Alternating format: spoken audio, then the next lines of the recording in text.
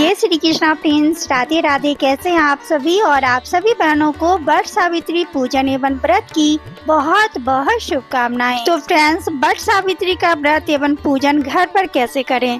Friends, करवा चौथ की तरह ही वट सावित्री का व्रत हर सुहागन महिलाओं के लिए विशेष होता है।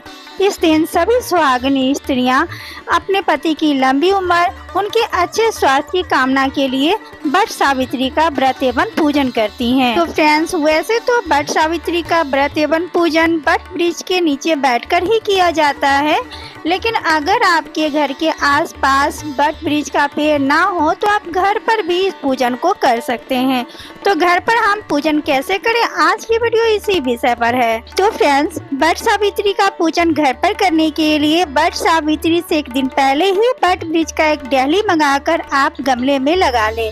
वट सावित्री वाले दिन हमें भूल से भी वट वृक्ष की टहनी नहीं तोड़नी होती है, तो एक दिन पहले ही आप टहनी लगा ले। तो फ्रेंड्स, वट सावित्री वाले दिन सुबह सवेरे उठकर स्नान आदि करने के बाद पूजा के लिए अगर आप नया वस्त्र लेकर आए हैं तो फिर आप नया वस्त्र धारण करें, या आप शादी का जोड़ा पहनकर भी इस पूजन को कर सकते हैं।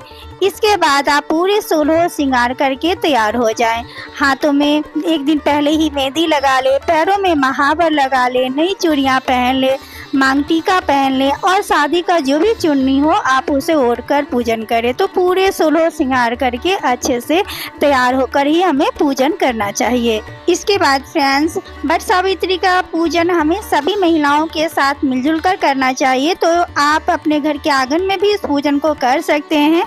तो जहाँ पर भी आप पूजन करेंगे वहाँ आप चाहें तो आप एपन से रंगोली बना सकते हैं।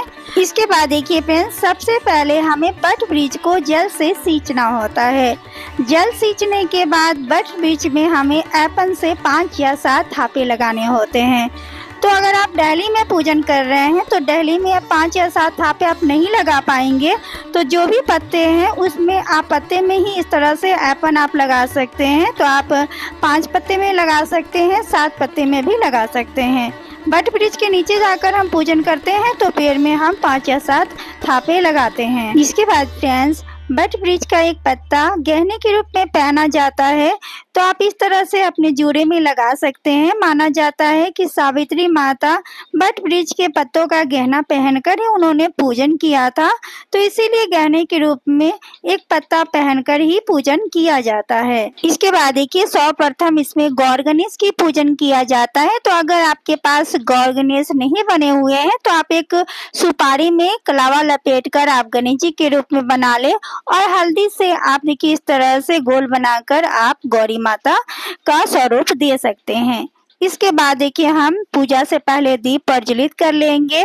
इसके बाद हम पूजा से पहले अपने आंचल में खोइचा लेकर ही पूजन करते हैं। तो अगर घर में बड़े बुजुर्ग होते हैं तो खोइचा वही देते हैं, लेकिन अगर कोई भी नहीं है तो फिर आप स्वयं भी खोइचा ले सकते हैं। तो खोइचा लेकर ही हमें पूजन करना चाहिए और खोइचे को आप अच्छे से बांध लें। पूजा के दौरान आपसे गिरे ना, इसके लिए, क्योंकि पूजा के दौरान खोइचा गिरना अच्छा नहीं माना जाता है, तो इसलिए आप अच्छे से बांध लें। इसके बाद देखिए, सर्वप्रथम हम गणेश जी की पूजन करेंगे। तो गणेश जी को हम यहाँ पर हल्दी अक्षत अर्पित करेंगे। इसके बाद इन्हें हम सिंदूर अर्पित करेंगे। इसके बाद हम गौरी माता की पूजन करेंगे। तो गौरी माता को देखिए इस तरह से हमें 5 बार सिंदूर लगाना होता है। तो आप नया सिंदूर का इस्तेमाल करेंगे, तो ये नया सिंदूर से ही गौरी माता का पूजन किया जाता है। इसके बाद ये सिंदूर आप अपने शादी का जो सिंघोरा है उसी में रख दें। इसके बाद वट वृक्ष में जो भी आप एपन लगाए हैं सभी में इस तरह से सिंदूर के टीके लगा देंगे। इसके बाद वट वृक्ष को देखिए हमें जनेऊ धारण कराना होता है। आप चाहें तो पीले रंग का वस्त्र भी धारण करा सकते हैं। तो यहाँ पर देखिए हम इन्हें जनेऊ धारण कराएंगे। इसके बाद गणेश जी और गौरी माता को भी वस्त्र के रूप में हम कलावा अर्पित करेंगे। फ्रेंड्स, वट सावित्री का जो पूजन की विधि है वो हर राज्य का नियम थोड़ा सा अलग हो जाता है। तो इसलिए हो सकता है कि जो विधि मैं आपको बता रही हूँ वो आपसे थोड़ा-सा अलग हो। तो अगर ये पूजा आपके यहाँ पहले से होती है, अगर आपकी सासू माँ बताने वाली हैं, तो वो जो विधि बताएँ आप उस विधि से ही करें।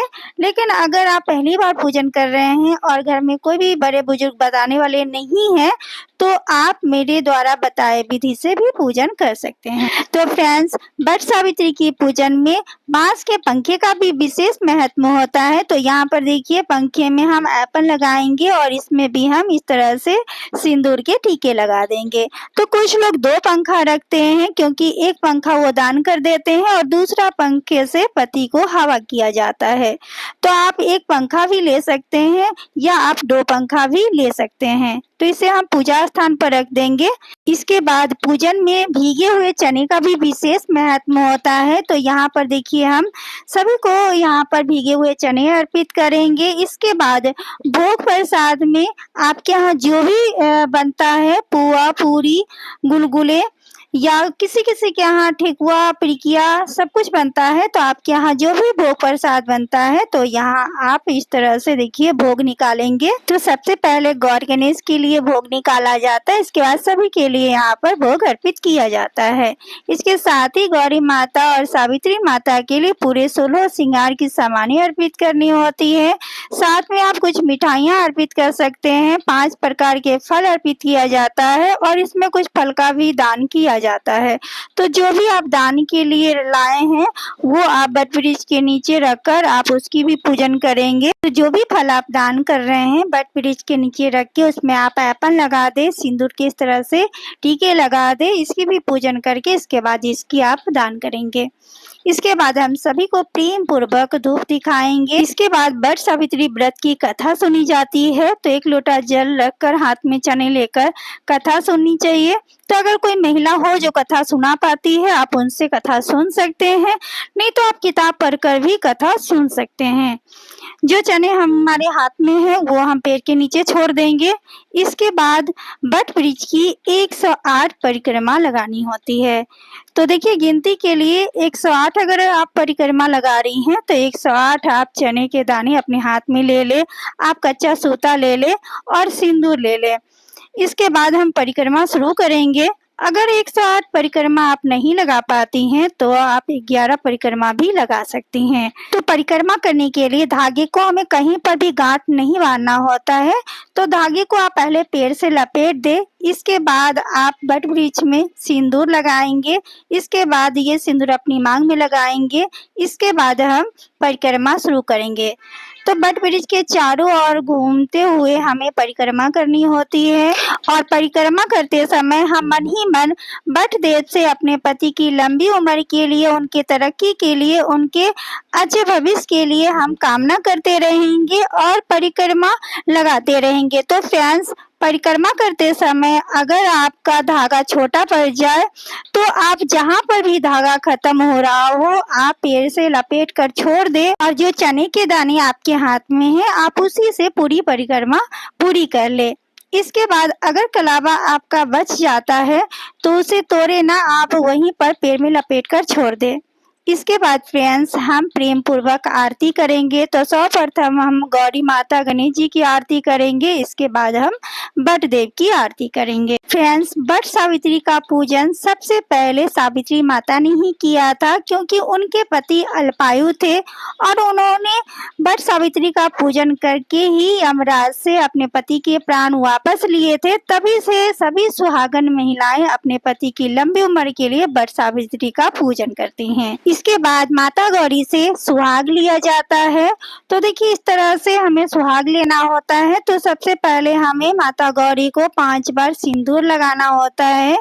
तो उनको आप अच्छे से भर के सिंदूर लगाएं क्योंकि उसी सिंदूर में से हमें अपना सुहाग लेना होता है। उसी सिंदूर में से हम अपने मांग में सिंदूर लगाते हैं और इनसे हम प्रार्थना करते हैं कि हे गौरी माता, जिस तरह से आपका सौभाग्य अटल है, अमर है, उसी तरह से हमारा सुहाग अटल और अमर बना रहे। तो इस तरह से हम माता गौरी से सुहाग लेते हैं। फ्रेंड्स, वट सावित्री पूजन का नियम भले ही हर राज्य का अलग अलग होगा, लेकिन सभी सुहागन स्त्रियां इसी उद्देश्य से पूजन करती हैं कि उनका सुहाग सलामत रहे, उनका सुहाग हमेशा अटल अमर बना रहे, हमेशा खुश रहे, स्वस्थ रहे। इसी मनोकामना से सभी सुहागिनी स्त्रियां वट सावित्री का पूजन करती हैं।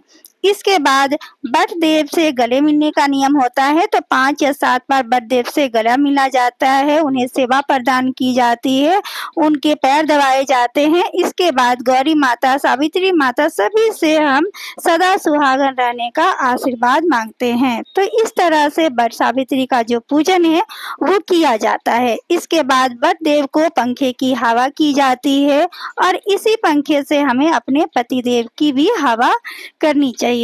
तो इस तरीके से वट सावित्री का जो पूजन है वो संपन्न किया जाता है। इसके बाद व्रत करने का जो नियम है फ्रेंड्स, वो भी सभी जगह का अलग अलग होता है। कुछ जगह पर आधे दिन का व्रत किया जाता है, पूजा से पहले तक का ही व्रत रखते हैं, पूजा से पहले ही चाय पानी कुछ भी नहीं पिया जाता है और पूजा समाप्त होने के बाद बरगद के पेड़ के नीचे ही 7 चने निगल कर पानी पीकर अपना व्रत खोल लिया जाता है। और कुछ जगह पर पूरे दिन का व्रत रखा जाता है, पूजन के बाद कुछ फल खा लिया जाता है और शाम के समय सूर्यास्त से पहले हम एक टाइम मीठा भोजन खा लेते हैं। इसके बाद पूजा में जो सामग्री आपने चढ़ाया है उसमें से कुछ सामग्री का हमें दान भी करना चाहिए। तो इसमें से कुछ सुहाग की सामग्री, कुछ फल, पंखे, मिठाइयाँ जो भी आप यहाँ पे चढ़ाए हैं उसमें से आप कुछ चीज़ों का दान कर दे। जो फल आप यहाँ पर चढ़ाए हैं उसका आप दान कर दे। तो दान आप किसी पंडिताइन महिला को दान कर सकते हैं या आपसे जो बड़ी बुजुर्ग हैं जिनके आप पैर छूते हैं आप उनको दान कर सकते हैं। तो इस तरह से वट सावित्री का जो पूरा पूजा का व्रत का नियम है वो इसी तरीके से है। तो फ्रेंड्स, वट वृक्ष के नीचे बैठकर कैसे पूजन की जाती है इसकी वीडियो मेरे चैनल पर पहले से ही अपलोड है, अगर आप चाहें तो उस वीडियो को भी देख सकते हैं। वीडियो अगर आप लोगों को अच्छी लगी हो तो वीडियो को आप लोग लाइक करते जाइएगा। मेरे चैनल पर अगर आप लोग पहली बार आए हैं तो मेरे चैनल को सब्सक्राइब कर ले। वीडियो देखने के लिए और अपना समय देने के लिए आप सभी को धन्यवाद। एक बार फिर से आप सभी को वट सावित्री पूजन की बहुत बहुत शुभकामनाएं।